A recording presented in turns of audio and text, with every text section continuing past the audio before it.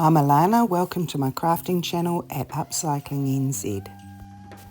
I'm going to take this sandstone rock, which is beautiful and smooth, and this piece of broken bracelet. I'm not sure if it's shell or if it's rock, but it's a beautiful dark green to black colour. To wrap this rock, I'm using some cotton cooking string, and I'm looping the back and holding that in place. Then wind your string around the top of the rock and across the top of that first piece of string. And then as I wind further, I'm going to trap the tail at the back. I'll pull really tightly at this point and then insert that piece in and wind it back on itself and around the rock again. Hold the string on top of the black piece again and wind underneath it, pull up and wind it back on itself again. Then you can continue that process, alternating backwards and forwards, and it traps that piece in place.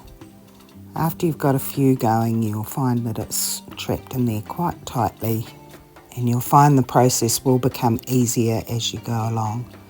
The tension is really what holds the piece together, and because of the shape of the black piece, the tension pushing down on it will also tighten everything up. As I go, I'm ensuring that that is a nice even pattern on the front of my rock and that the back has no gaps between the string. Now that the cotton has formed a nice band through the centre of the rock, I'm going to trim off the end. I'll pull the loop through just until the top of it is hidden, pull back on that, trim it off and wind the last piece to cover the butt end of that string. And to finish this piece, I'll thread the working end through a darning needle and then push that through the band at the back of the rock. I'll line up those strings, pull it tight and pull it back against itself to trim it off. And the end will disappear below that band of cotton.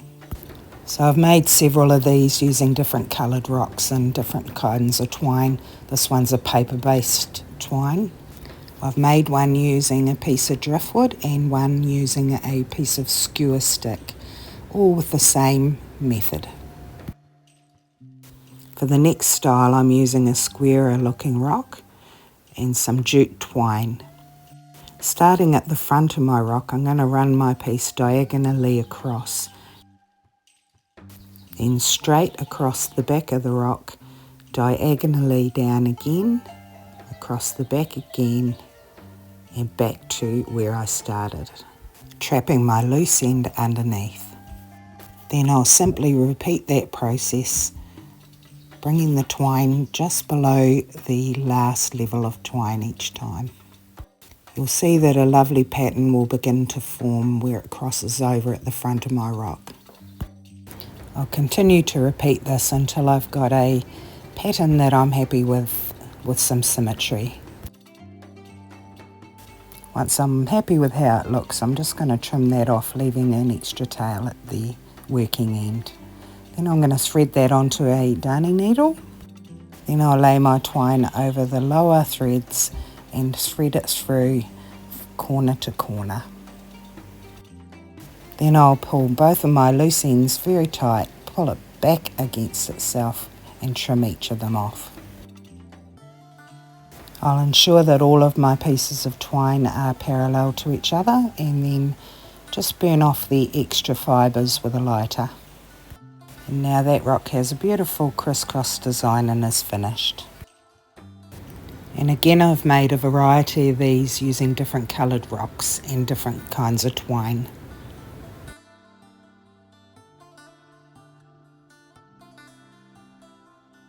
The next rock I'm wrapping is a nice round one, and I'm using a wooden washer, and I'll need about 3 meters of twine for this one. You could use anything with a hole in it for this style. The coins with a hole in them are absolutely ideal for this. So I'm just going to hold the cord again at the back. I'll turn it over and just rest it on the weight of the rock while I thread the twine through my wooden washer. Then holding the tail at the back tightly, I'll pull that back upon itself, run the twine parallel, rest it on the weight of the rock again. I'm going to thread my darning needle now and run it back towards itself again, pulling tight. I'll continue to do this top and bottom until I've trapped that tail at the back. So there's a few cheats you can use for wrapping rocks if you're finding that they're quite fiddly and difficult. You can use double-sided tape to secure your end, just ensuring that the rest of your twine will cover the double-sided tape once it's completed. You can use PVA glue or Mod Podge to make sure that the twine doesn't loosen at all and secure it into place once they're completed. You can use hot glue to begin your rocks. You can also just tie knots with your ends at the back of your rock, but this will tend to make the rock sit unevenly. What I noticed while making these is that I got better and better at it every time I repeated a style. Now that the twine's at the width I wanted, I'm just going to thread it through the next parallel piece of twine and then through the loop, just to create a knot in the centre of the back of the rock. Then I'll thread it underneath the other twine and I'll start to wind horizontally across the rock now.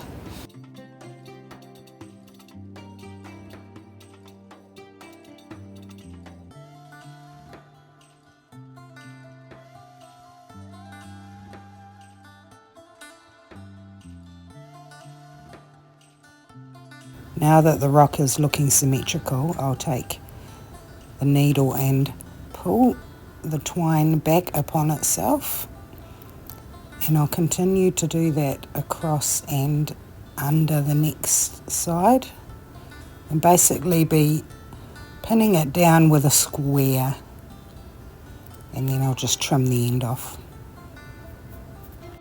This is probably my favourite style, and you can do different variations on this based on how you thread your twine through those washes. So this one allows for the centre of the rock to show. The next one I put a band through the centre first and then applied the wooden washer. I've used what I think were old curtain rings to do these two. And for this one I used a figure-8 brass piece, running that vertically and then ran the horizontal over top. For the next style I'm using this beautiful piece which actually has a few little fossils in them. You can see the edges of the shell on the rock. And I'll take some twine, and holding the twine firmly on the back, I'm just going to wind around and around, trapping at the end at the back of the rock. I'm going to wind around the rock 4 times for this one. You can use more if your rock is bigger. I'll cut off enough twine to go around the rock 4 times horizontally, and by tucking it into the piece of twine parallel to it, I'll create a loop, put my end through the loop and bring the little knot I've created to the centre of the rock. I'll tuck the little end under and thread my twine onto my darning needle. I'll tuck that under at the back and continue to wind until I have even bands of twine across the rock. Then at the back I'm going to lock that in again using that square stitching.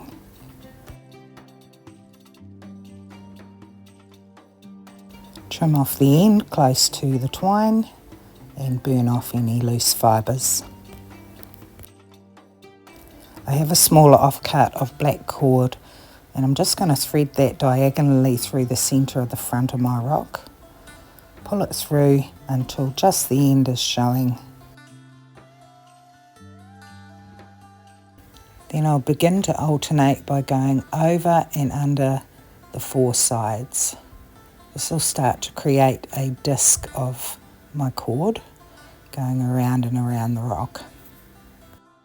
I'm ensuring that my cord goes over the loose end.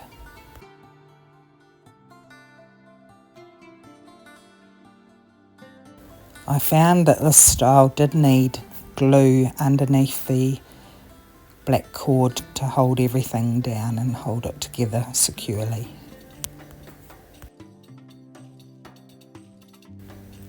Once I've reached the end, I'm going to hold the disc in place securely, and I'll tuck the very end under that jute twine right underneath.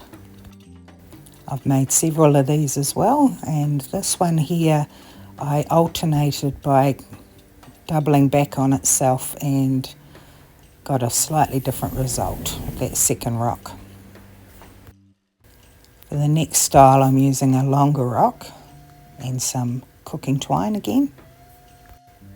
I'll hold the end at the back of the rock and I'm going to create a loop, and with the other end I'm going to thread that through the loop so that the join crosses over at the front of the rock. Then I'm going to thread, following that first cord, thread through that loop again and run the cord parallel back again, always looping it to the outside of the last one. I'll push them together. I found it easier to do it that way, and just continue repeating that process.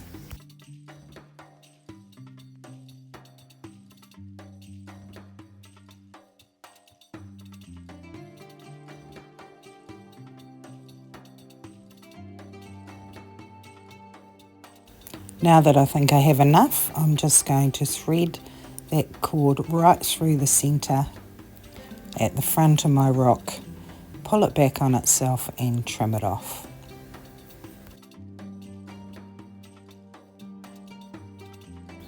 Then with the loose piece that was trapped at the back of the rock, I'm just going to run the needle through. It's very short, so I'm just pushing the back of the needle through to get the end to come out. Now I'll just separate between the two patterned loops, and I've made a couple more of these with different twines. Here's a couple more I made while I was experimenting. If you're still watching, thank you so much for joining me today. I'll leave you with some beautiful images of the top of the South Island Blenheim area.